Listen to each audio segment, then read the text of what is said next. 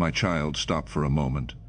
Something happened in the heavenly realm that no one ever warned you about, and I brought you here so that I could be the one to tell you myself. Something was working against this message reaching you.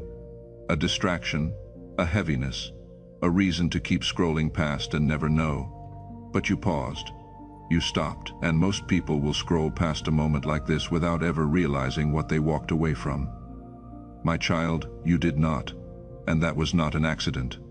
That was decided before you ever pressed play. Here is what happened. There was a day in your life that felt completely ordinary to you.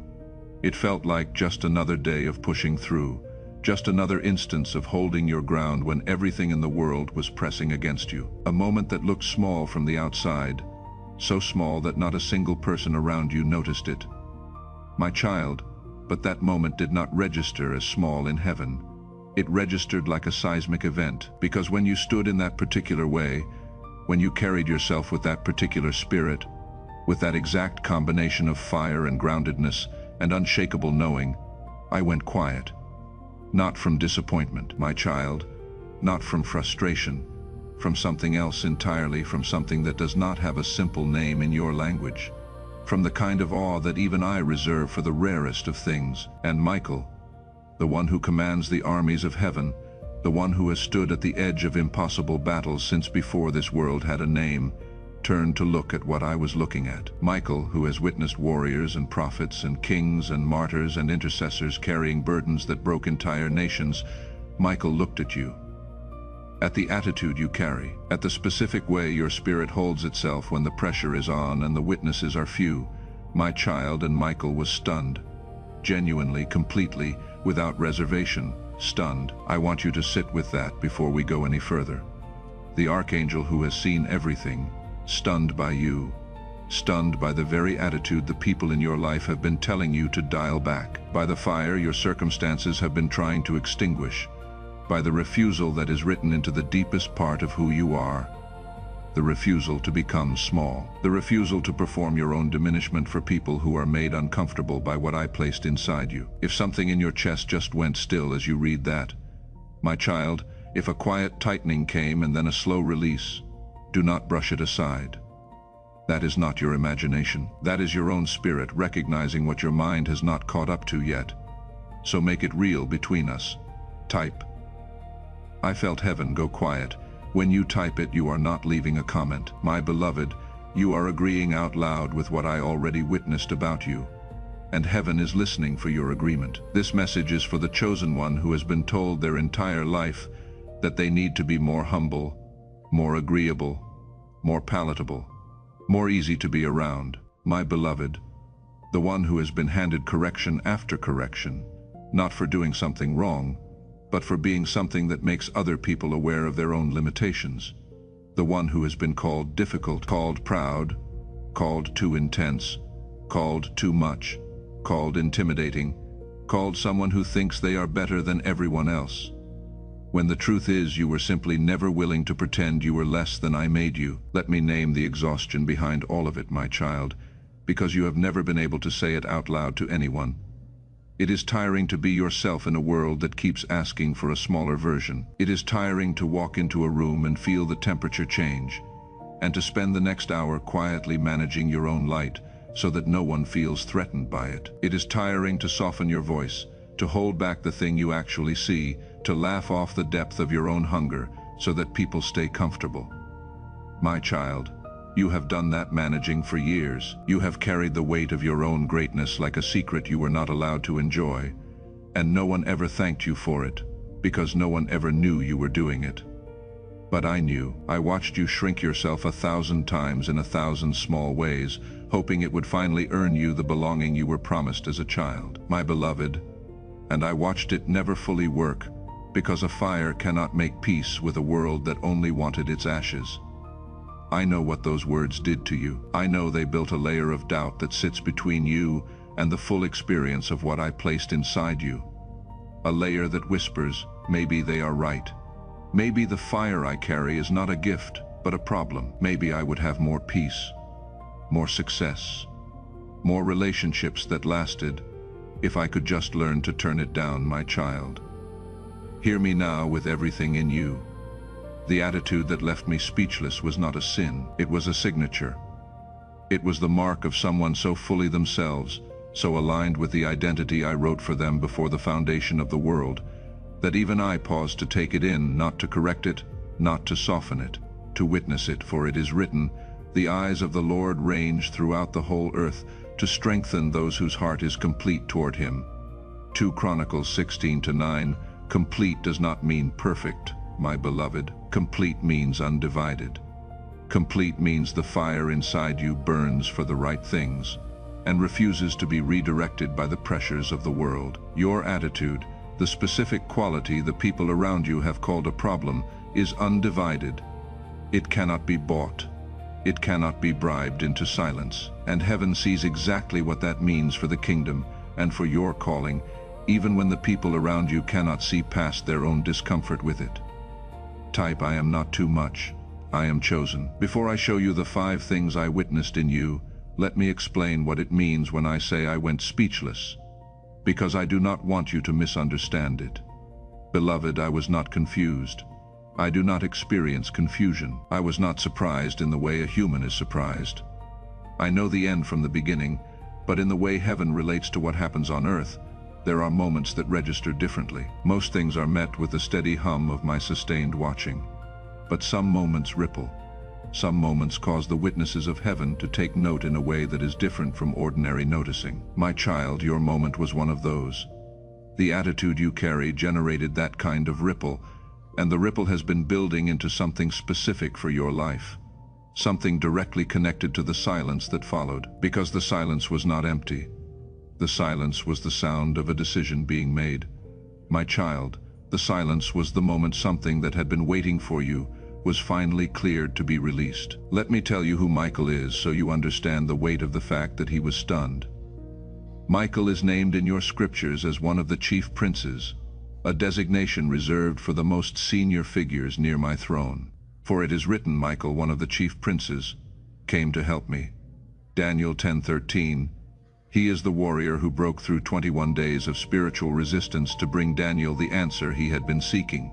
He is the one your scriptures describe leading the armies of heaven. For it is written, war broke out in heaven, Michael and his angels fighting against the dragon, Revelation 12:7. Michael has existed since before time as you know it. He has seen every battle, every miracle, every moment of human courage, and every moment of human retreat. He has watched anointing rise and watched it be surrendered. He has stood at the moments of history that changed the world, and at moments no human record will ever contain. Michael has seen everything, my beloved, and Michael was stunned by your attitude, not by one element of it, not just the fire, not just the groundedness, not just the refusal, by the combination. By the way, those things sit together in you in a proportion heaven does not encounter as often as you might think. Because chosen ones are not rare in the sense of being called, many are called. What is rare is the one who keeps saying yes to the call at the exact speed and volume that you keep saying yes to it. What is rare is the one who refuses to negotiate with their own diminishment, regardless of who is offering the deal. Beloved, that is what left me speechless, and that attitude is yours. Stay with me. Follow this voice and subscribe. Not to a channel alone, but to a steady flow of the words I am using to keep your spirit awake in a world designed to talk you into becoming smaller. There are messages coming that are meant for exactly where you are standing, and I do not want you to miss a single one of them, my beloved. Now let me take you through the 5 things I witnessed in you, because each of them is a thread in the moment that left me silent, and each of them is connected to the chapter that is opening in front of you right now. The first quality I witnessed in you is the refusal of false floors. Every chosen one is offered, at multiple points in their life, what looks like a resting place, a stopping point that is comfortable enough, close enough to what they dreamed, familiar enough to make the hunger inside them start to feel unreasonable. My beloved, it is a level of achievement your community will celebrate, a relationship that meets enough of the criteria that wanting more begins to feel ungrateful. A version of your calling that is functional, that people applaud, that earns you belonging in the rooms you already have access to, and the pressure to accept that level as your destination, rather than as a waypoint, is immense. Here is the truth about that pressure, my beloved. The people who love you often want you to stop climbing, not because they hate you, because watching you climb reminds them that they stopped.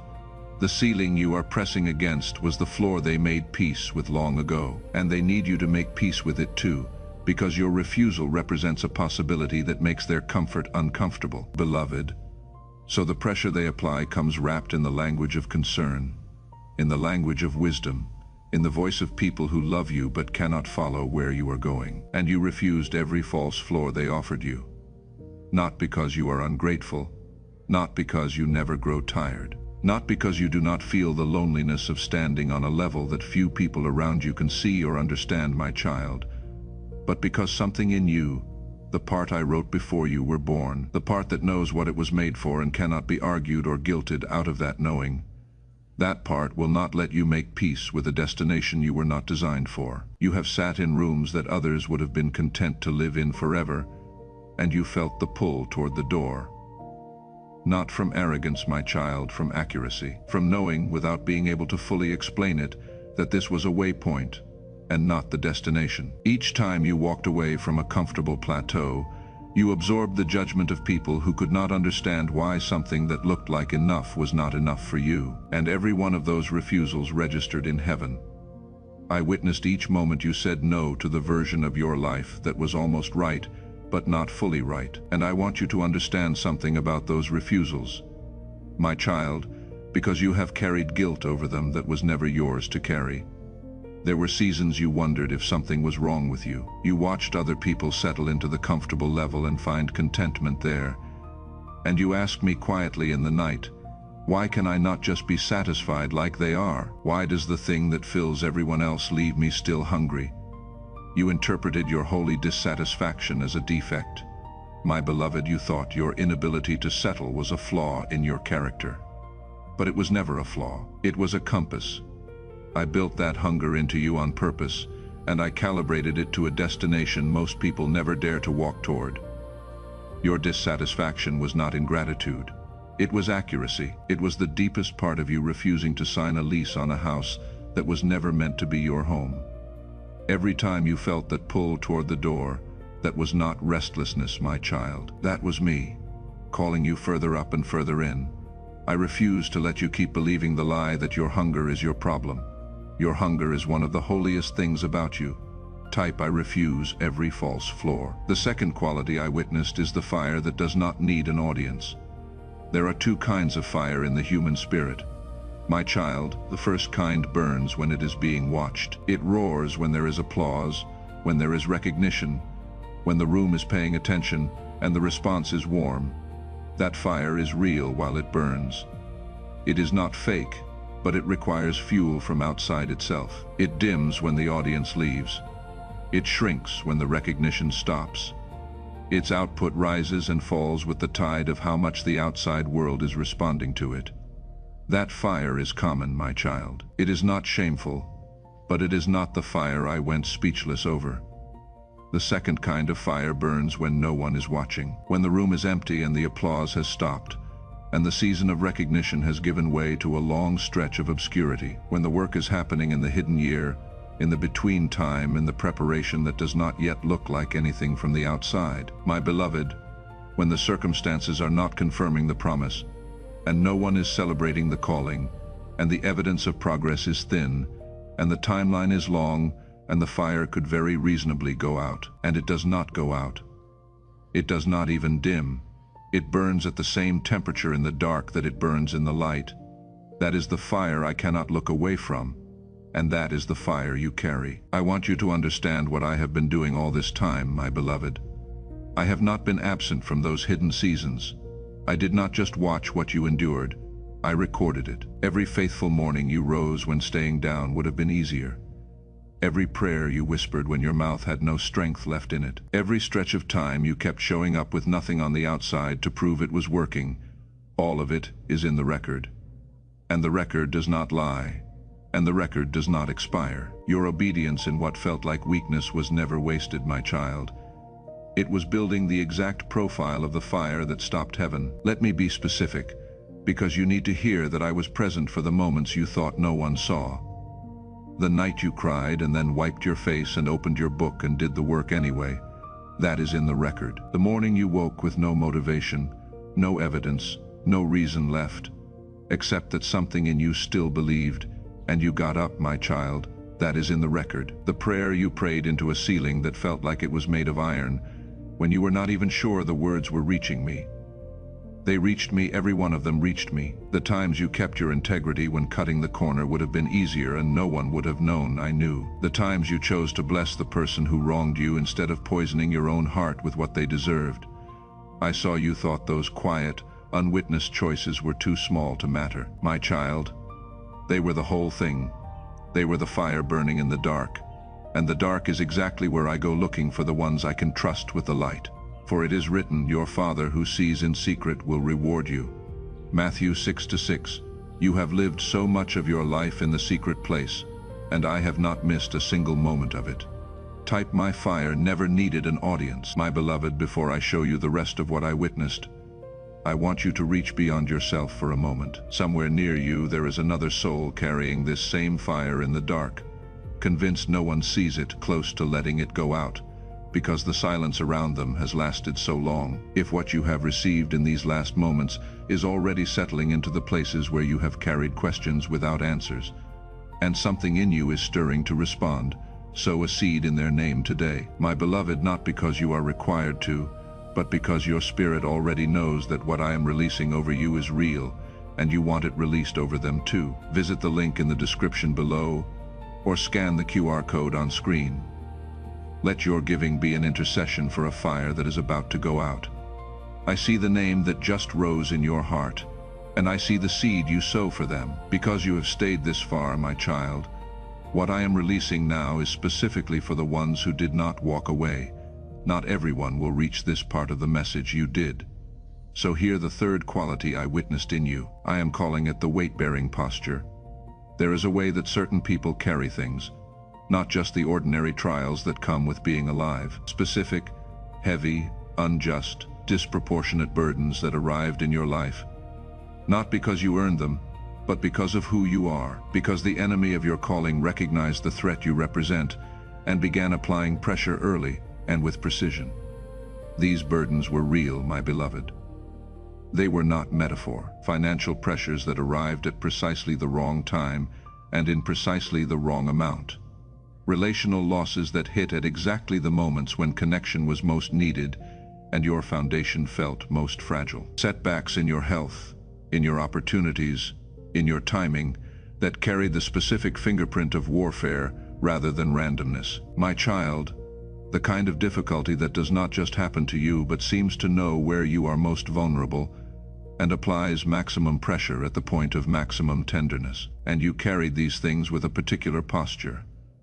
Not a posture of pretending they were not heavy, not a posture of performing strength for an audience watching to see if you would fall, beloved, but a posture of carrying them while still moving forward, still pressing toward the calling, still rising in the morning and doing the next thing, still refusing to let the weight determine your direction or define your destination. That posture is visible in heaven in a way that almost nothing else is, my child, because it cannot be faked. Either the weight is genuinely on you, and you are genuinely carrying it and still moving, or you are performing something that is not real.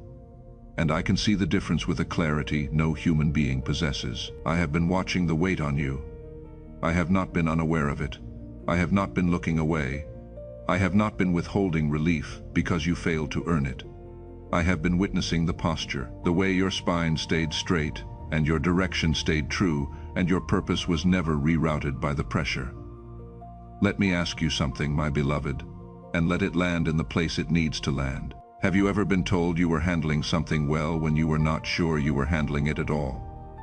Has someone looked at the way you were carrying your life and said, I do not know how you do it, and you wanted to tell them that you were not sure you were doing it? You were just still here, still moving, still refusing to stop, even when stopping would have felt like mercy. That is the weight-bearing posture. Beloved, that not sure you are doing it but still here is what heaven records as one of the most profound expressions of what it means to be a chosen one under the real and unfiltered conditions of their calling. Because faith that knows it is winning is not the rarest kind. The rarest kind is faith that does not yet know, that keeps moving forward without the evidence that would make moving forward feel reasonable. That is your faith. And I need to correct something you have believed about the weight, my beloved, because it has quietly wounded you for a long time. You thought the fact that I had not lifted it yet meant I was disappointed in you. You thought that if you were truly favored, the burden would already be gone. So you began to read the presence of the weight as the absence of my approval. Hear me, my child. The weight on your shoulders was never a sign of my displeasure. It was a sign of my trust. I do not hand a heavy assignment to a fragile vessel. I was not punishing you by allowing the load. I was proving, in front of every witness in heaven, that you could be trusted to carry something real without dropping it, and without letting it turn you bitter. The strength you built under that weight is not incidental to your calling, my beloved. It is the muscle your calling requires. What felt like me withholding relief was actually me building capacity. You were not being crushed. You were being conditioned for what only a conditioned soul can carry. I carried it and kept moving. The fourth quality I witnessed is what I am calling the sound of your yes. Not what you say yes to, how you say it. There is a particular quality in the yes of a chosen one who has counted the full cost and decided to say yes anyway. My child, it is not the yes of someone who does not understand what they are agreeing to. It is not the easy yes of someone who has not yet felt the weight of the calling. My beloved, it is the yes of someone who knows, who has already been through enough of the journey to understand that saying yes to me means saying yes to things that will not always feel like blessings in the moment they arrive, saying yes to the pruning, saying yes to the preparation that looks like delay, saying yes to the refining fire that does not explain itself, and the waiting room that does not announce its end date, and the doors that close right before the doors that matter begin to open. Your yes carries that weight, my beloved, and it still comes repeatedly, consistently, without the guarantee of immediate relief or immediate reward. You have said yes to me in seasons when saying no would have been easier and far more socially acceptable. My beloved, you have said yes when the people around you could not understand the decision, when the path your yes committed you to looked like a step down from the outside, looked like foolishness from the outside, looked like you were releasing things any reasonable person would have gripped tightly. And the yes still came, because the knowing inside you is stronger than the logic that argues for the alternative. Because your orientation toward me is not a conclusion you reach after weighing all the evidence. It is a fact of how I made you. I heard that yes, my child. Not once, every single time it came, and a yes like that carries a sound in the spiritual realm that is different from the ordinary signal of human faithfulness. I have been receiving that sound from you across the entire arc of your walk. Even in the moments of honest doubt, the yes eventually came back. My yes still comes in the dark. The fifth quality is the one I want to spend the most time on because it is the least visible from the outside and the most significant in terms of what it tells heaven about who you are and what you are ready for. I am calling it the protection of what I placed in you. When I created you, my beloved, I deposited something specific inside you, a particular combination of gifts, perspective, capacity, and vision that is not replicated exactly anywhere else in the human family. This is not about being better than other people. It is about being specifically assigned, for it is written, "Before I formed you in the womb, I knew you, and before you were born, I set you apart." Jeremiah 1-5. My child, every person carries something from me, but you carry something that is particularly significant to the specific purposes of my kingdom in your generation, in your sphere, in an assignment no one else can fulfill in exactly the way you can. And the enemy of that assignment knows exactly what is in you, my child. The pressure you have faced was never random. The attacks on your peace, your identity, your confidence in what you carry, all of it was targeted. The attack on your sense of worth, the attack on your willingness to believe that what I placed in you is real and significant and needed, the attack on your ability to trust your own discernment, to trust the voice that speaks inside you. All of it was specifically designed to get you to let go of what I deposited, to convince you that what you carry is not valuable enough to protect, to make the thing burning in you feel too small, too impractical, too presumptuous to take seriously, And you protected it anyway, my beloved. Not perfectly. There were seasons when the attack worked and the light in you dimmed. There were stretches when you doubted enough that the gift went quiet and the vision went foggy, and the calling felt more like a wound than a mandate. There were years when you were not even sure the thing I placed in you was still there, when the silence where the fire usually burned felt like absence rather than rest. But it came back, my child, and you came back to it. And the thing I placed in you has survived every assault that was specifically engineered to destroy it. It is still in you right now, still burning, still intact, still oriented toward the purpose it was placed there to fulfill. And the survival of that divine deposit, its tenacity in the face of sustained and specific opposition across your whole life, is the fifth quality I witnessed, and the one I could not stay silent about. Think of what it means, my beloved, that the deposit is still alive. A thing that is attacked continuously from birth and does not die is not fragile. It is indestructible by design. The enemy has thrown decades at the light in you, and the light is still on. He tried discouragement, and you kept believing. He tried isolation, and you kept reaching for me. He tried delay, and you kept your yes. He tried the mouths of people you loved, and their words wounded you. But they did not uproot the thing I planted. My child, do you understand what that proves? It proves the deposit was never held in place by your circumstances. It was held in place by my hand. You could not have protected it by willpower alone across all those years. What kept it alive was the covenant between what I placed and the one who placed it.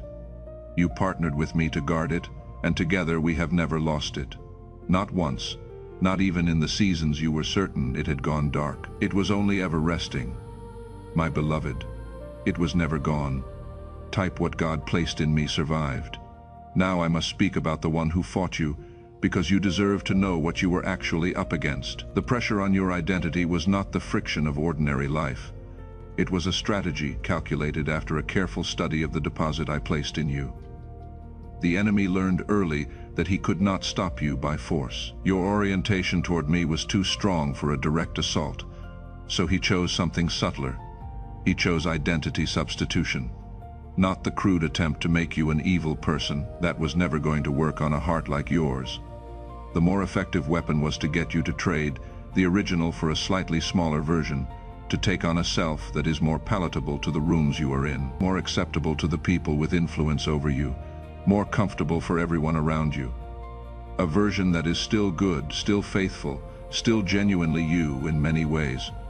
But that has quietly agreed to the false floors, that has turned the fire down to a socially acceptable volume, that has edited the attitude I went speechless over into something that leaves the room more comfortable, but costs you the full expression of the original. That substitution happens gradually over years, through thousands of small corrections and accommodations, until one day you are still yourself, but a reduced self. A version edited by the preferences of people who were never meant to author your identity, and the voices that carried out that editing did real damage. The voice that looked at your fire and called it dangerous. The voice that looked at your refusal of false floors and called it ingratitude. The voice that looked at your weight-bearing posture and told you to put the weight down and just be normal for once. The voice that heard the sound of your yes and told you what you were saying yes to was too risky, too ambitious, too far above your station. I saw every one of those voices, and I am exposing them now before the courts of heaven for what they were. Weapons, not wisdom weapons. And here is my verdict over them. For it is written, "No weapon formed against you shall prosper, and every tongue that rises against you in judgment you shall condemn." Isaiah 54:17.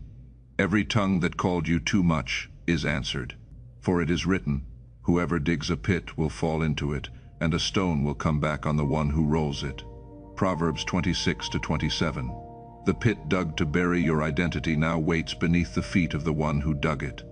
And what was meant to destroy you has already been turned, for it is written, "What they meant for evil, God meant for good, to accomplish the saving of many lives." Genesis 50:20. The very campaign designed to make you surrender the original only proved how much the original was worth. The enemy studied you, pressed you, edited you for years, and still failed. The substitution did not take. You are still carrying the original, and the original is what I am looking at. Type the enemy could not substitute me. Now let me tell you what happened in the silence, my child. Because the silence was never the end of the story. It was a threshold. On one side of that threshold is the life you have been living, the seasons of preparation and warfare, and waiting and building in the hidden places, the seasons of carrying what you carry without the confirmation of arrival, without the applause of the crowd, without the validation of the room. And on the other side of the threshold is the chapter all of that prepared you for. My beloved, the chapter the 5 qualities of your attitude were building toward. The moment I went silent in the face of who you are was the sound of the door between those 2 chapters opening. Let me tell you what that means plainly. When something is witnessed in heaven at that level, the witnessing is followed by a response. And the response is not only internal to me, it ripples outward, my child. It becomes a decree, a decision made in my courts about what is now released, what is now opened, what is now cleared for movement in the life of the one who generated that response. And the decree issued in your silence is a decree of release. What has been held in preparation is now released for deployment. What has been forming in the hidden season is now released into its visible expression. Beloved, what you have carried as potential, as promise, as blueprint, is now released into manifestation. The gifts that have been active below the surface are cleared to surface. The connections I have been arranging are cleared to arrive. The opportunities that have been forming in the background of your life, the ones you could not see or explain but somehow knew were coming, are cleared to appear. And the timeline for this is not some distant, abstract date, a decade away, my beloved. It is the season you are entering right now. The shift is not coming. The shift is already underway. The decree has been issued, and you are living inside the opening of what that decree authorized. For it is written, behold, I am doing a new thing. Now it springs forth. Do you not perceive it? Isaiah 43:19. It does not spring forth with spectacle. It rises quietly at first. Then, undeniably, the way light arrives before you can name it. And let me tell you what the decree specifically authorizes over your life, my child, so you know what to watch for. It authorizes confirmation of your identity. In the coming season you will meet moments, rooms, and assignments where the very thing you were told to hide becomes the exact thing that is needed, and you will feel the strange relief of being wanted for the whole of you and not a fraction of you, my beloved. It authorizes the arrival of your people, the connections I have been arranging in the background, the ones who will not need you to shrink, the ones who recognize the fire because they carry it too, are cleared to reach you now. It authorizes doors that open with peace instead of striving. For it is written, your ears shall hear a word behind you saying, this is the way, walk in it, Isaiah 30:21. When the right door opens for you, my beloved, it will not demand that you claw your way through it or compromise to keep it. It will open by grace, and it will stay open by grace. And it authorizes the release of what has been forming in you into what the world can finally see. The hidden years were not a detour. They were the manufacturing, my child. And what is manufactured in secret is now cleared for delivery. And there is something else you must know.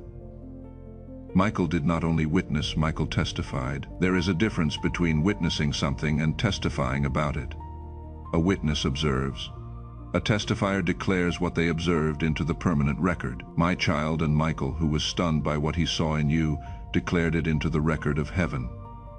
He testified that this chosen one refused every false floor and kept pressing toward the level written over their name. He testified that this chosen one carried fire that did not need an audience, that burned in the hidden seasons at the same temperature it burned in the visible ones. He testified that this chosen one bore an unjust weight with a posture that never let the weight redirect the direction. He testified that this chosen one said yes when saying no would have been easier.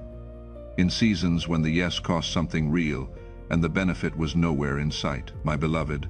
And he testified that this chosen one protected what I placed in them, not perfectly, but consistently, against opposition specifically designed to make them let go.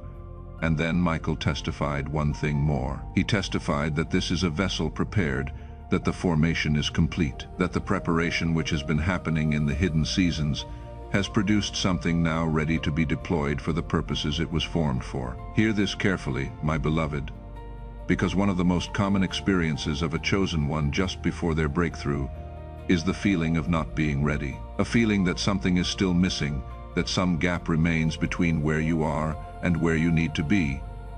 That feeling is not evidence of actual unreadiness. It is the gap between the internal experience of a soul who has been in the furnace and the external reality of what the furnace has actually produced. Inside the furnace you feel the heat, the pressure, the limitation, my child. But what the furnace is forming in you is not visible to you from the inside the way it is visible from the outside, and from the outside from the vantage of the one who has witnessed preparation across all the ages of human history. Michael testified that the formation is complete. You are ready, because you did not skip this message, my child, because you stayed still when stillness was the hardest thing, and chose to listen when everything around you was pushing you to move on. What was sealed for this hour has been opened for you. The record shows you were here, and the question in front of you now is not whether you are ready, because Michael already testified that you are. The question is whether you are willing to walk through the door as the version of yourself I went speechless over, and not the edited version that was softened to fit rooms that were never your destination. Type "The door is open, and I am ready." Someone you know is standing on the wrong side of that same door right now, my beloved. Someone who has been told their whole life that they are too much. Someone whose fire has been called a flaw so many times they have almost believed it. Send this message to them, be the voice I use to reach a place in them that has gone quiet. Sometimes I move through a familiar hand to remind a soul who they actually are. Now hear a warning spoken in love. In the days after this message, the old voices will try to return. Beloved, not with an obvious attack, but with something that sounds like wisdom, like responsibility, like a reasonable adult thought. It will say, be careful, do not get carried away. Maybe you should tone it back down. When that voice comes, and it will come, do not be alarmed, my child, and do not argue with it. Just know its real name. That is not correction. That is the old substitution trying to reassert itself now that it has felt the original rising again. It is the reduced version fighting to stay in control. When it rises, do not shrink to make it comfortable. Remember the decree, remember the silence. Remember that the archangel testified you are ready. You do not have to defeat that voice, my beloved. You only have to outlast it, standing as the original, until the chapter becomes visible. So place your hand over your heart and declare this with me, out loud, as someone who finally knows who they are. I am not too much. My fire is a signature, not a flaw. I refused the false floors that others crawled to reach, my child. I burned in the dark when no one was watching, and my fire did not go out. I carried the weight and kept moving, and it never redirected my direction. My yes still comes, even in the seasons that offer me nothing in return. What God placed in me survived every attack designed to take it. I am the original, not the edited version. My beloved, the door is open, and I walk through it now. All of me, the fire and the refusal, and the posture and the yes and the deposit that could not be destroyed. Let those words settle all the way down, my beloved, because every one of them is true. And if this message has confirmed something you already knew but needed to hear in this form, sow one final seed in the name of the person who is on your heart right now, the one this word was truly meant for. Visit the link in the description below or scan the QR code on screen. Let it be your open hand agreeing with the decree heaven has already issued over your life. You are not still in the waiting room, my child. The waiting room is done.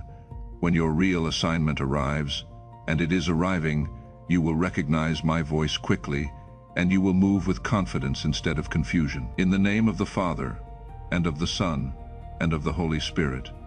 Your attitude left me speechless, and Michael was stunned, and the silence that followed was not absence. It was a decree being issued. It was the door opening that has been waiting for the fullness of who you are. The door is open now. My beloved, walk through it as who you are, all of it. The fire, and the refusal, and the weight you carried without breaking, and the yes that still comes in the dark, and the thing I placed in you that survived everything sent to take it. I am not asking you to become someone new. I am asking you to stop hiding the one I already made. Walk through as the original. I will be with you on the other side of the door, the same way I have been with you at every hidden step that brought you here.